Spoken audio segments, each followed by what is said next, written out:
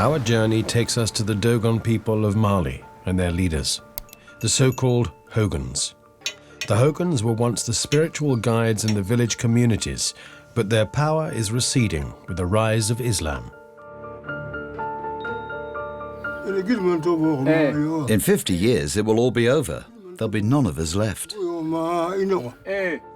Niger, nomad tribes and their nobles have congregated for centuries to celebrate the end of the rainy season over the course of 3 days.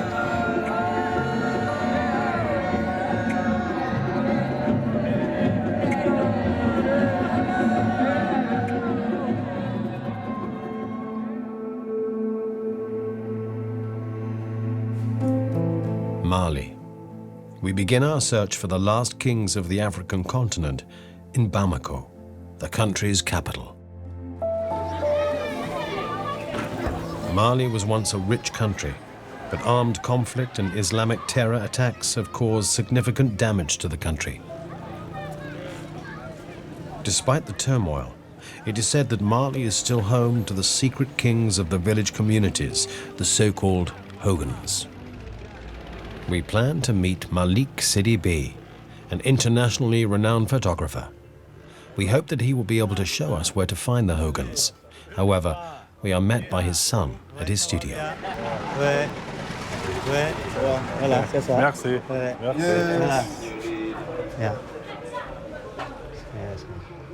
So this is his camera collection. Would you like to see one?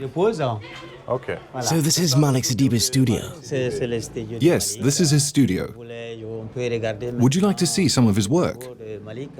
Yes, please.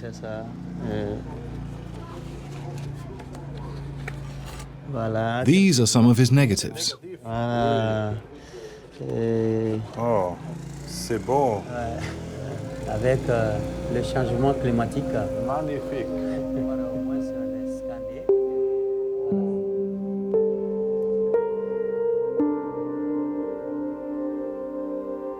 Malik Sidibé is one of Africa's most important contemporary photographers and a master of portrait photography. He has been awarded the Golden Lion Award for Lifetime Achievement at Venice's Biennale Festival.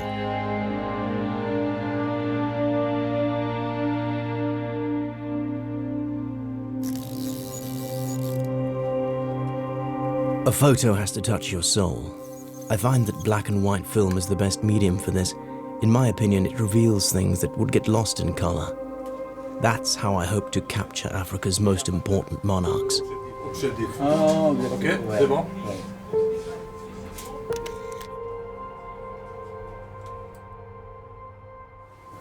C'est bon. Le noir et blanc.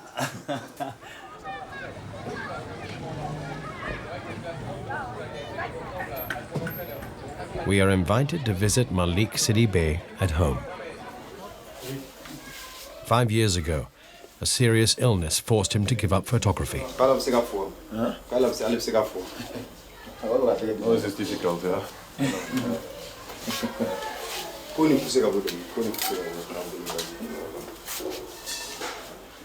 But it's great today. We are here and you too. Yes. You see Yeah. interest. Yeah. Okay. You know. Merci. Merci. Thanks.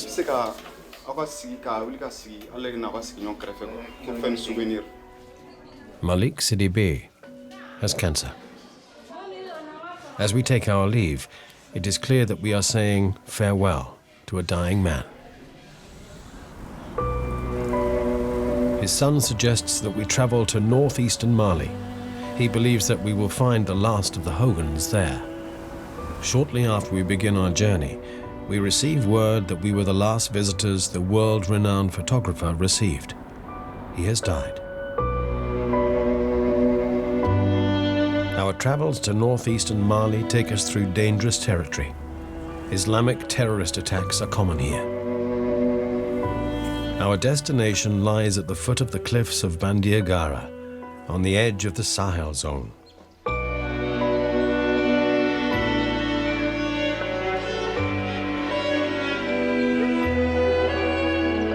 The region is home to the Dogon people, It is said that they were once the servants of Mali's king. 800 years ago, they fled from the west in order to be free. The Dogon ethnic group now has a population of approximately 300,000. The people live in villages of up to 500 inhabitants.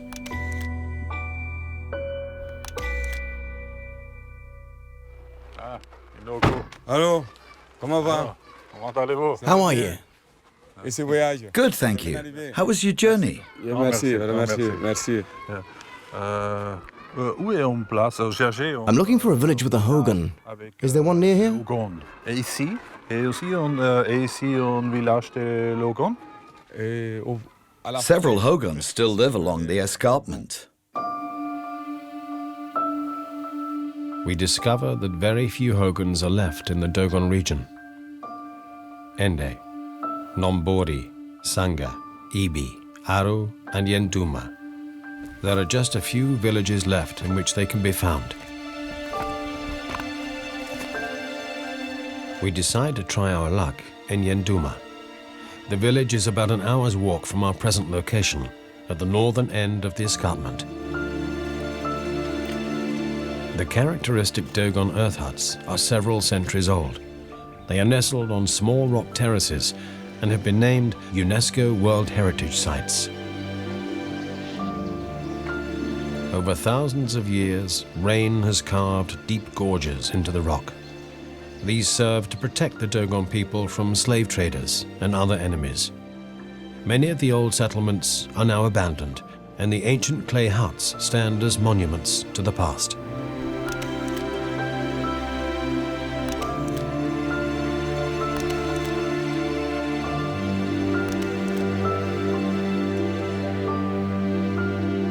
The Hogans traditionally live secluded lives some distance from their villages. They are spiritual leaders, shamans, soothsayers, and judges. The council of the village elders determines who will become a Hogan. The position is granted for life. We encounter a guard who greets us in the old traditional way.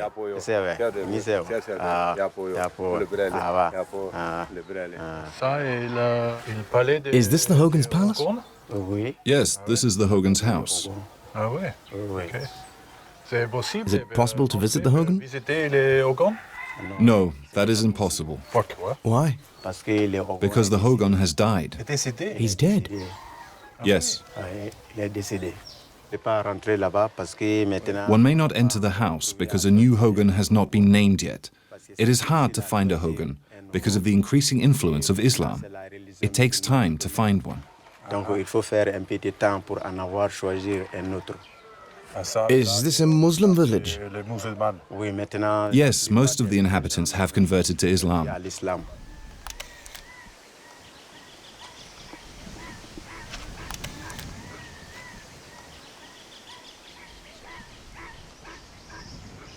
Life in the earthen huts in the cliffs is difficult. Daily supplies like water and firewood have to be carried up to the village. In the last 40 years, more and more Dogon have left their traditional homes for an easier life on the Seno-Gondo plains.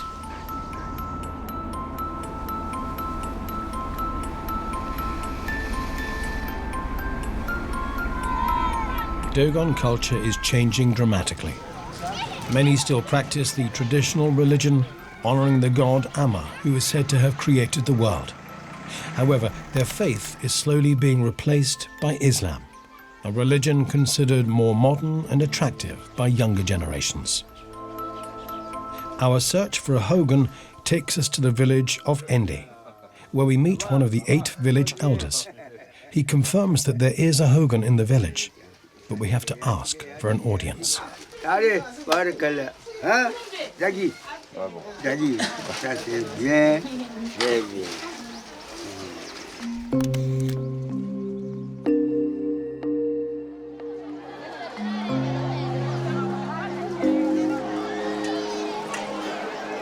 If the Hogan agrees to receive us, it is customary to bring a gift. At the village market, we are told that cola nuts would be a suitable offering.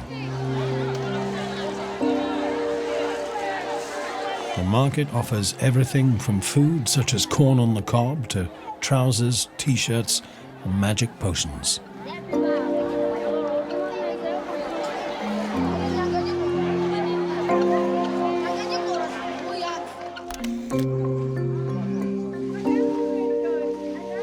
The village suffers a constant water shortage. Global warming is having a dramatic impact in areas which have always had to deal with high temperatures. The well has not yet run dry, but water levels are dangerously low, despite the recent rains. Soon, the people will have to dig a new well.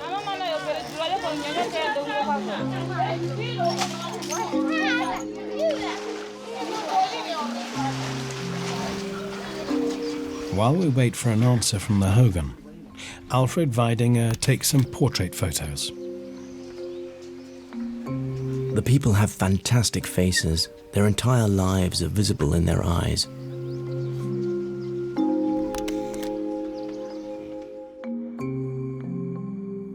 I wonder what I will see in the Hogan's eyes, if he allows me to take his photo.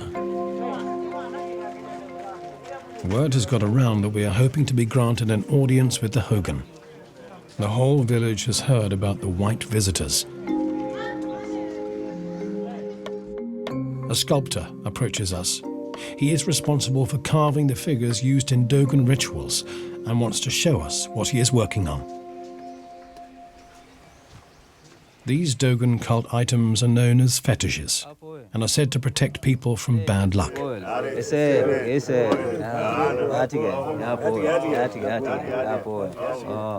The sculptor is currently carving a very special fetish.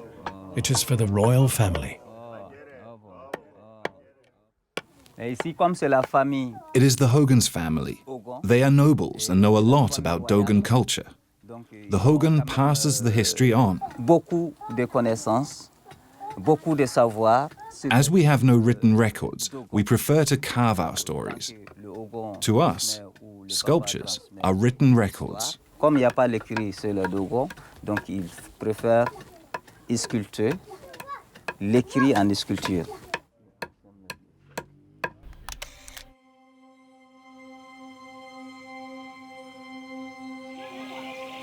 As night falls, we're still waiting to discover whether we'll be permitted to meet the Hogan.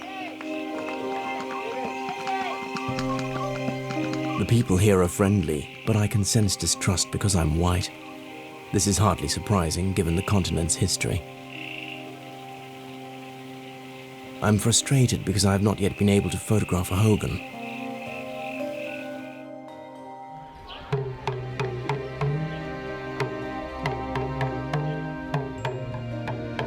The next morning, the people of Ende are woken by the village crier. He brings good news. We have been invited to ascend to the Hogan's palace.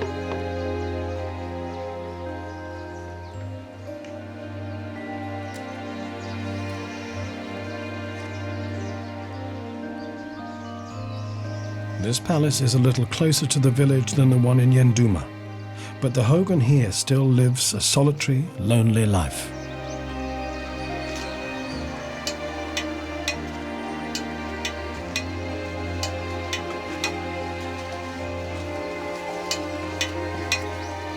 From a distance, we can hear the Hogan welcoming us. The fact that we are being received by the spiritual leader is a great honor, and we don't want to do anything wrong.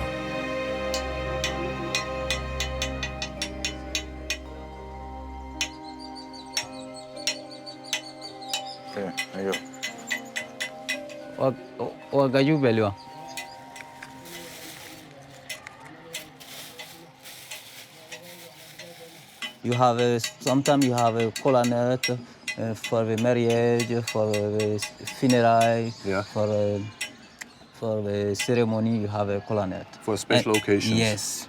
I see. This is the reason why we brought them the cola nuts Yes. to the Hogan. Yes, to I the see. Hogan.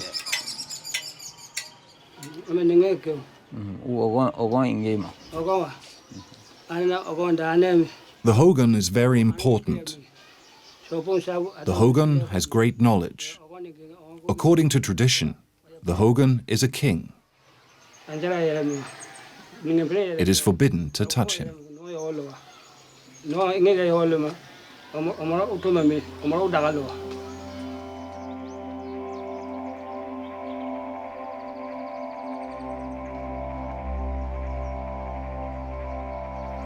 That moment just before the first picture, that brief, exciting instant before the shutter is released.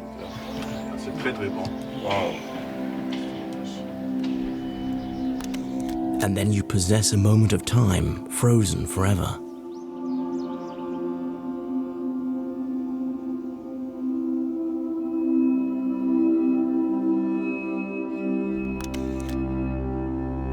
Alfred Weidinger has taken his first portrait of a Hogan.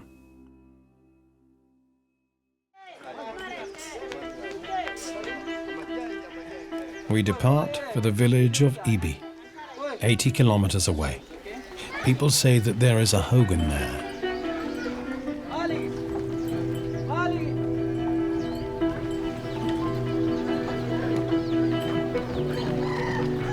The dramatic changes we witnessed around the well in Endi are also visible in the villages along the sandy roads. In the last 50 years, the climate in the Sahel zone has changed significantly.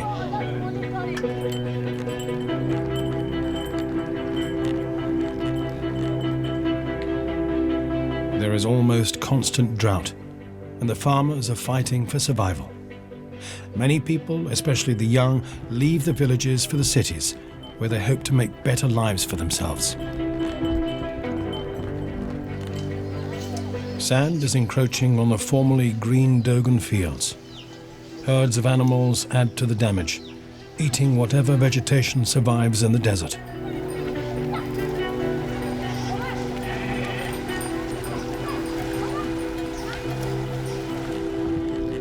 After 6 hours of driving in the baking heat, we finally reach the Hogan's Palace in Ibi.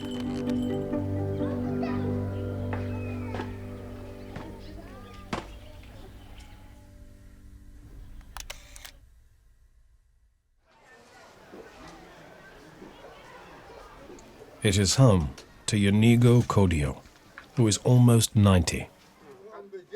Once again, we have to request an audience. This time, it looks like we may be unsuccessful. Initially, the Hogan is wary of having his portrait taken. Finally, our guide is able to convince him to participate.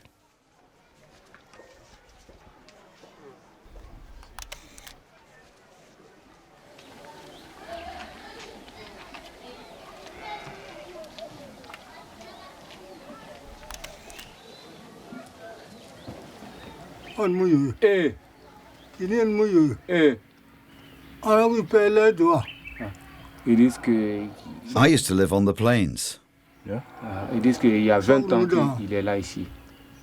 I was a Muslim. I came here 20 years ago.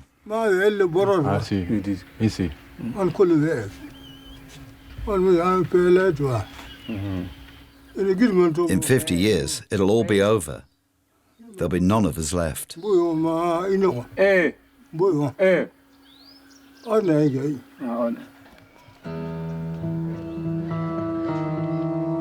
Only men may assume the role of Hogan. As the Hogans may not be touched, they live a life of celibacy.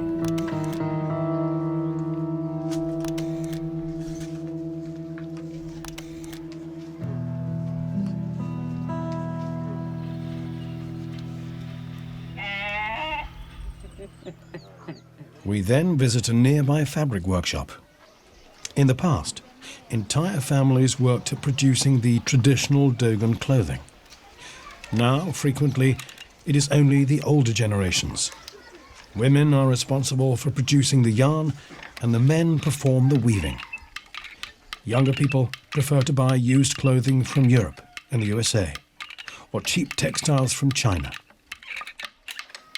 The international competition endangers the livelihoods of the African textile producers and garment makers. Traditional Dogon clothing is becoming increasingly rare. One notable characteristic of the traditional Dogon robes is their deep blue indigo color. Women dye the fabrics and girls make the patterns, but the craft is becoming a thing of the past. You go. Hey, you go.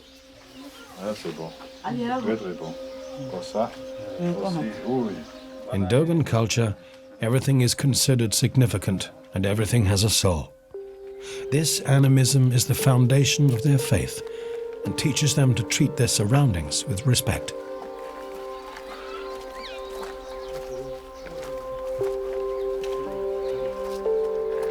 Everything and everybody is connected. A small disruption in the natural order can result in disaster. The Hogans are responsible for maintaining the balance. However, their importance in the villages is dwindling. The village of Nombore lies near Ibi and is home to Onsa Gwindo, one of the oldest practicing animists.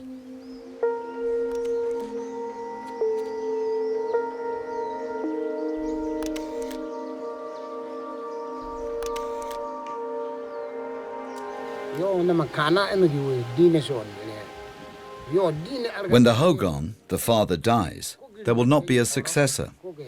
Why you haven't? If my family wants to remain in the village, it will have to convert to Islam. Everybody in the village will become Muslim.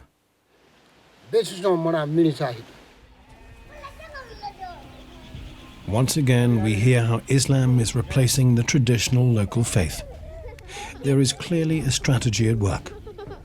Islam is being promoted more here than in other West African regions. According to the inhabitants, the religion's spread is being financed by Kuwait. A conservative strain of Islam is being established in these remote regions. The rules are strict and punishments are draconic. It will not be long before Dogon culture and the Hogans vanish entirely, because this form of Islam not only disdains other faiths, but actively combats them.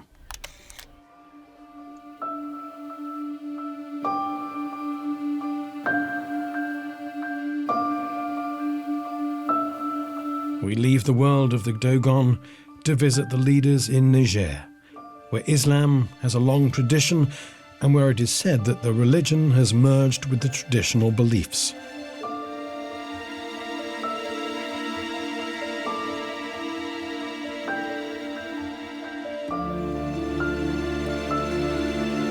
The town of Dosso. 90,000 people live here. Almost half the population is under 15 years of age.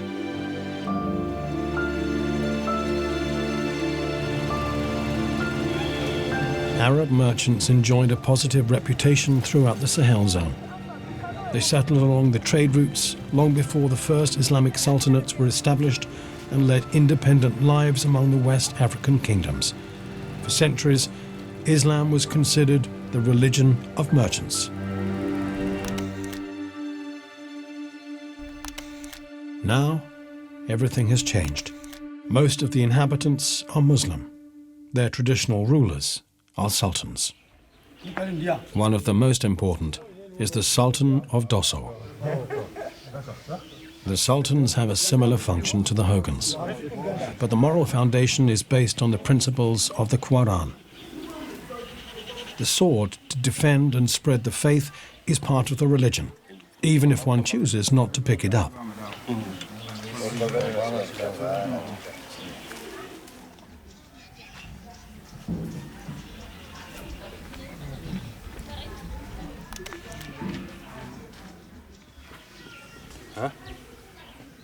C'est magnifique, hein? C'est beau, joli.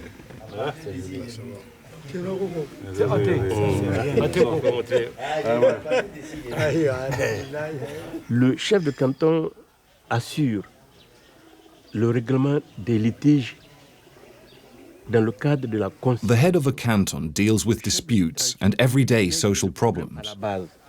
Au niveau rural, au niveau de la population en bas, les problèmes de mariage. We deal with marriage problems and other common conflicts.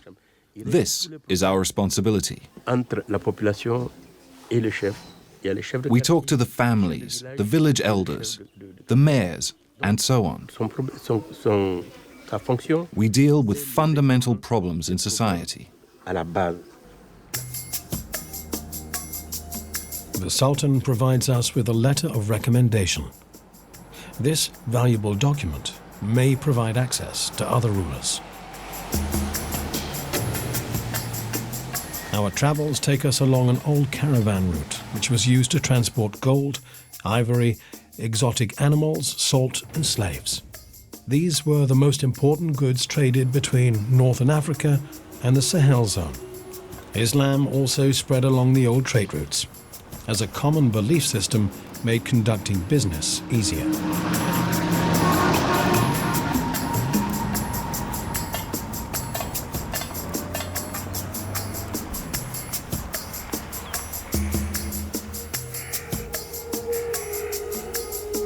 It is midday, and our driver suggests that we have lunch with a local farmer who is said to have ties to a renowned animist queen and who may be able to arrange a meeting.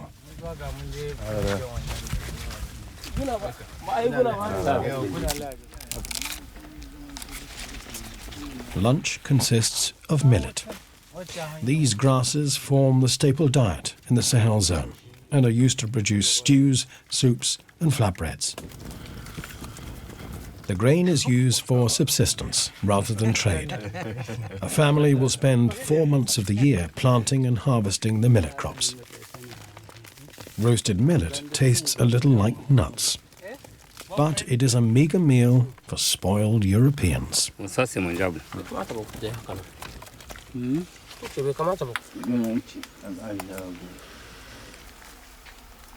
We asked the farmers about the animist queen. Her name is Aljima Gado, but she is also known by her title, Saraunia. It soon becomes clear that she is an important monarch, perhaps the region's most influential. It will not be easy to meet her. At first, we're not permitted to travel further. This is the chief. He decides whether one may visit the Saraunia. Oui. À tes potes? Oui. Et combien? Otherwise, we will be unable to go on. Vous allez voir, vous allez filmer. Ah oui, oui, oui. Oui, après. The stone will tell us something. Arrivé. Then we can continue our journey. Salut la pierre.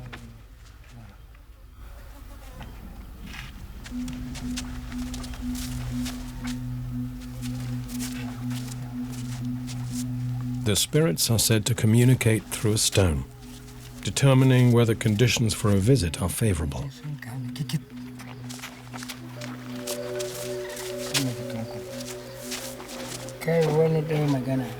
Soothsaying is an important element of everyday life in many natural religions.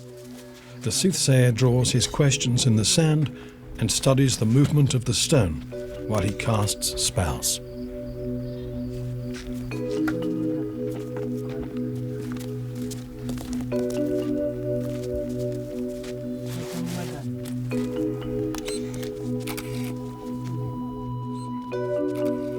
The spirits are on our side, and we are allowed to pass, but we must be careful. Gotcha.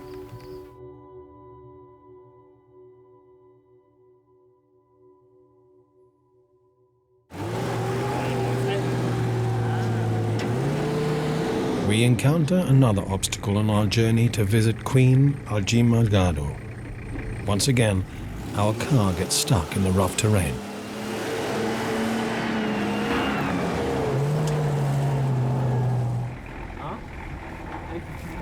We finally reach the village of Legu, where the Saraunia lives.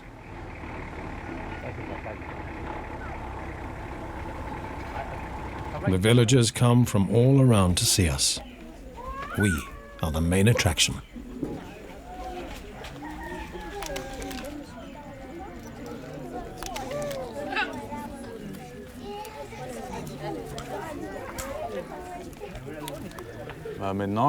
We're now in the village of Lugu. Le village Lugu. Oui. Et ça, This is the Saraunia's house. la case de la reine Saraunière. Yes, this is the Queen's house.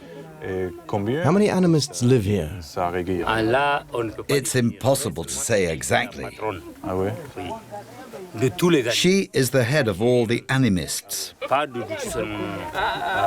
Parce que dès qu'on dit Saraunière, She is the Queen. ça veut dire c'est un titre. Donc la reine. Donc il n'y a pas quelqu'un There is nobody above her. qui est au-dessus de la reine. Sauf en dessous. There are many below her, Donc elle but she is at the top.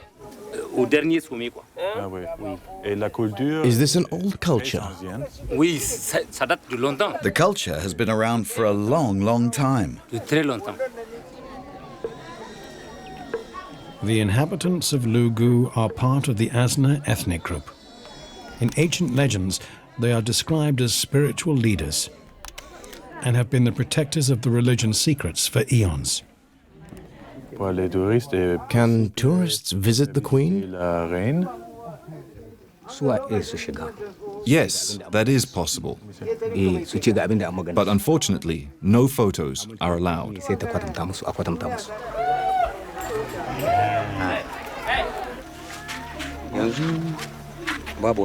The ban on photography is a disaster for Alfred Weidinger. He wants to enter the hut and convince the Council of Elders to reconsider. sarkin da sun ka dauka wata mai ita na sabuwar shekara za su dawowa da wannan hotunan. Merci. C'est bon, monsieur? Ah, merci.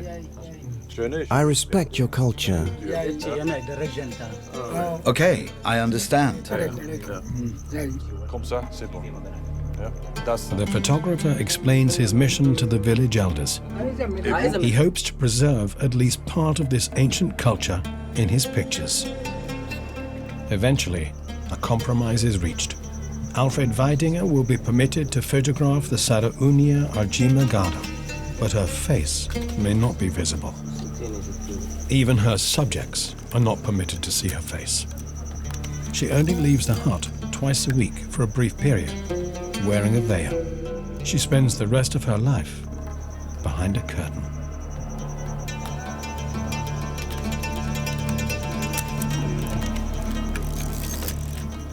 This queen has never been photographed.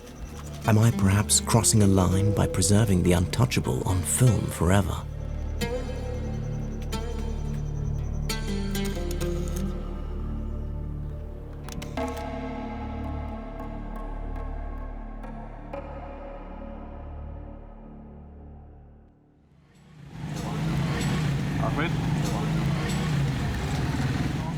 We leave Lugu and head for Ténéré, the desert of deserts. Et tu connais les Ténéré ici? Ténéré là, moi je... Ténéré ici? Oui, ici là c'est Ténéré. Les arbres du Ténéré, par exemple. Arbres de Ténéré, je connais ça mais depuis un peu à 80.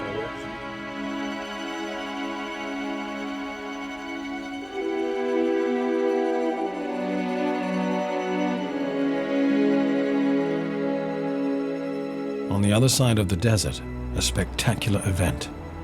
The Cour Saleh is due to take place in a few days. The journey there is somewhat dangerous. Once again, we are crossing territory that has been subjected to recent Islamic terrorist attacks.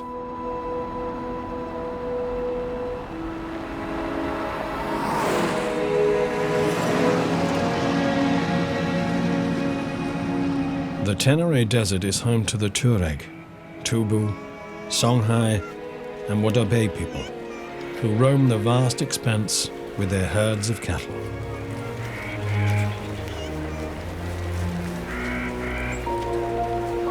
We meet many nomads who are also on the way to the celebrations.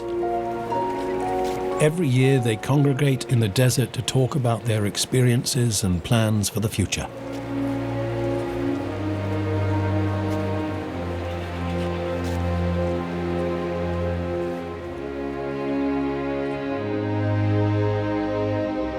Thousands of people meet here for 3 days to celebrate the end of the rainy season.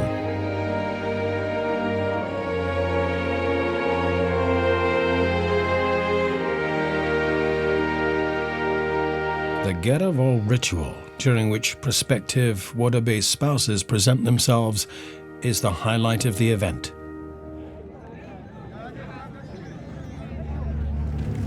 Here, it is the men who dress to impress.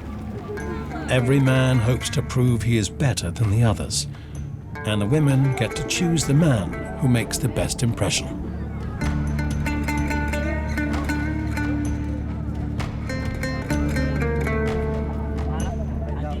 In the Wodabe culture, both men and women wear makeup and jewelry.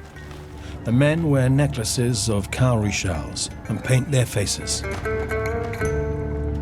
They try out turbans, hats, and other headdresses. It is about more than outward appearances. During the celebrations, the men have to prove their abilities as riders, craftsmen, and artists.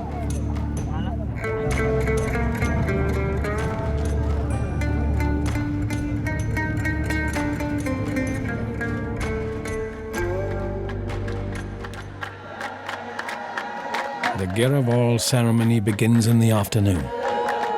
First, the men have to prove their skills as dancers, singers, and musicians.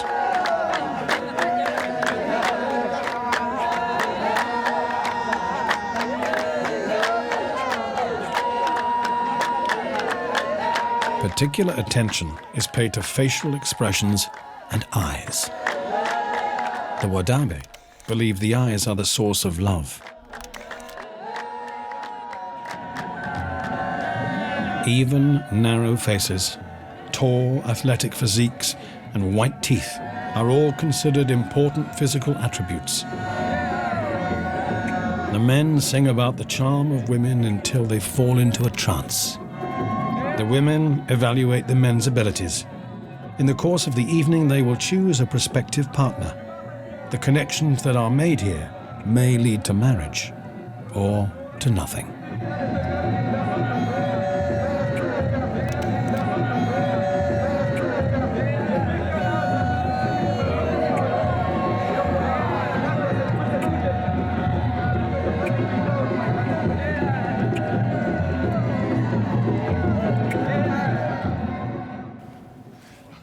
Word has got around that a European camera team has arrived to create portraits of the kings of the Sahel zone. One of the most powerful chieftains invites us to join him.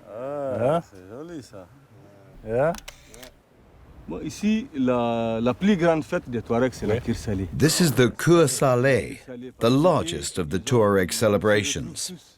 Members of all clans and communities meet here, as do all the herdsmen. The Wodabe, Tuareg, Pearl, and Arabs. This is the only time when all the nomads meet in groups. The government welcomes the opportunity to discuss with them and introduce their policies. There are no geographic borders for nomads. The borders only exist in the minds of countries. Only countries have borders. Nomads know no borders and no countries. For them, any place they have pastures and can live in peace and freedom is a country. They travel to Mali without a passport or a visa. They go to Algeria, to Nigeria and Libya. There are no borders for nomads.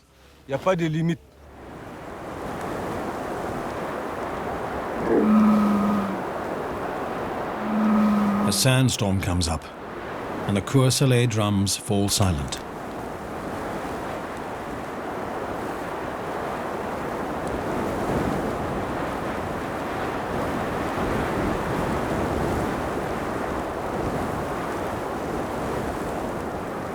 The people wait patiently for the winds to drop and the evening sun to appear again.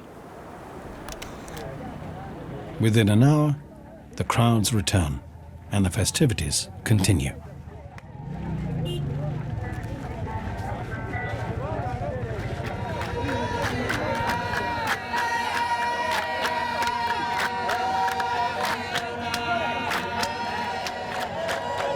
The young men dance and dance for 3 days without a break. There is almost no rest, 24 hours of music, 24 hours of dancing. 24 hours of euphoria.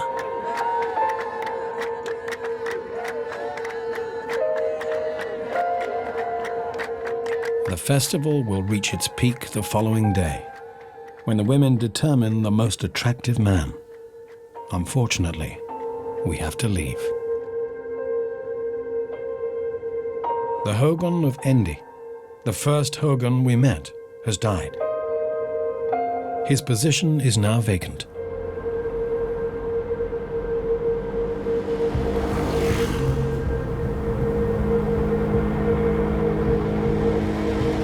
We cannot miss the opportunity to witness the crowning of the new Hogan. If one is chosen, it may be the last opportunity to observe such a ritual. We return to Mali from Niger. Time is of the essence. We have received word that a new Hogan is to be crowned in 2 days. Our guide points out a crocodile on the banks of a river.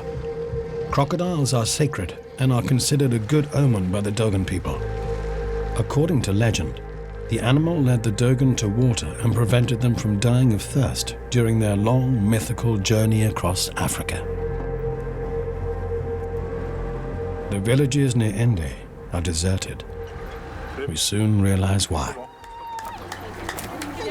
Preparations for a large celebration are in full swing.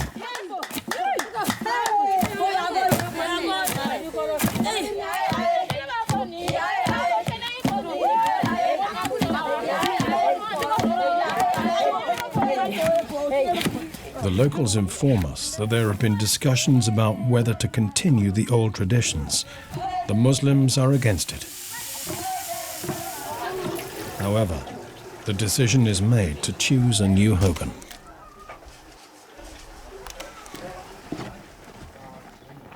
The celebrations must be worthy of the Hogan's position, and the last remaining supplies are used up. Animals are slaughtered. Nothing is wasted in the inhospitable desert climate.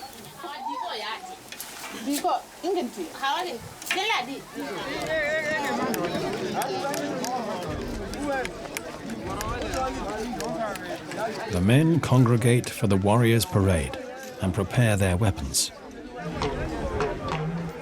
Guests from the surrounding villages arrive to pay their respects.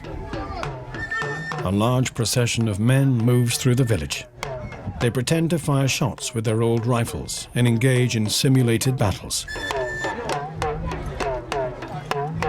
The high point arrives, and the masks are awoken with a call.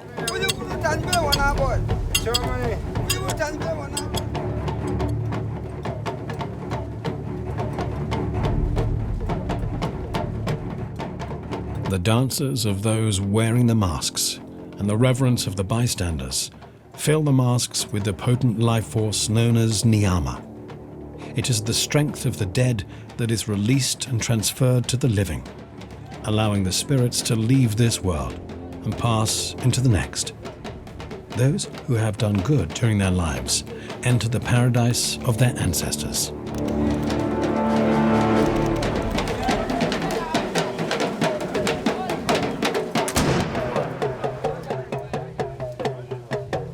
The procession collects the chosen man from his house, which will now become vacant.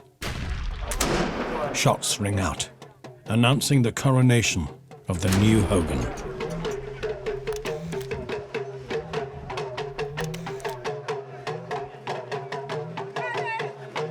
The masked men and the warriors lead the Hogan to the palace along the escarpment. He is led to the throne.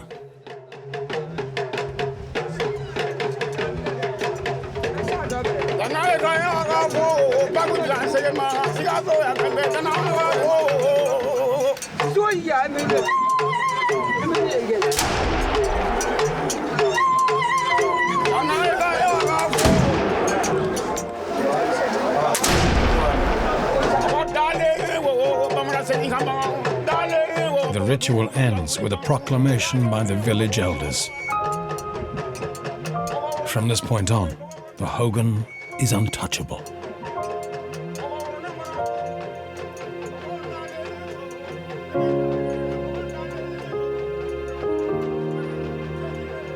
I take the first photo of the new spiritual leader.